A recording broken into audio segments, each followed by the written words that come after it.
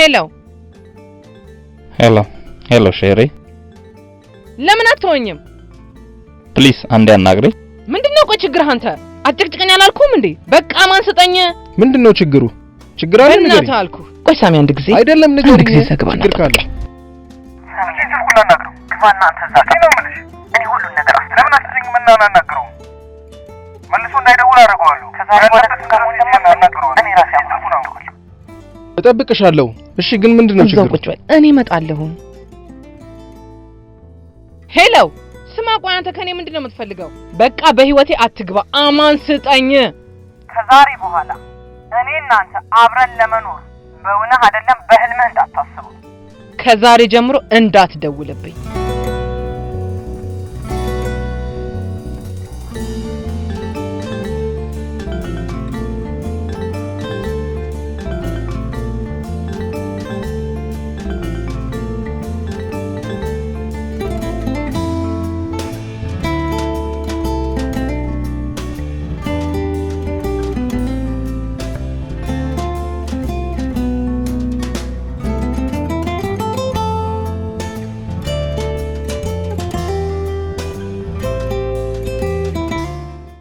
ሄይ ይሄ መኖሪያ ቤት እንጂ የማንም ቁማርተኛ ተሰብስቦ የሚጫወትበት የካርታ ቤት አይደለም።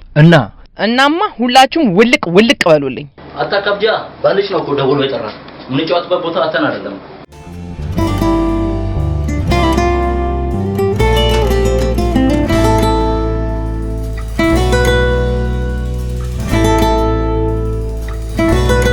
ይሄንን ካርታ ቁም ስለምቢ ያልከኝ አይደለ?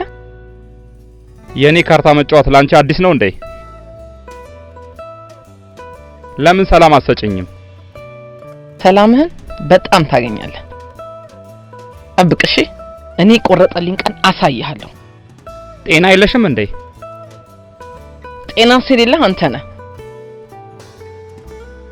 ከዚህ ቤት ፍቅርህ ቆርጦልኝ የወጣው ቀን እግሬ ላይ እንኳን ብትወድቅ አልመለስም። እኔ ትዕግስት አይደለሁም።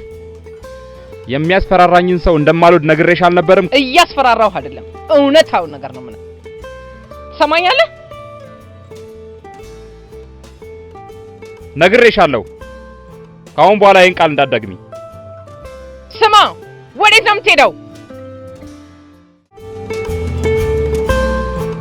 ጠብቅሽ፣ እኔ ትዕግስት አይደለሁም።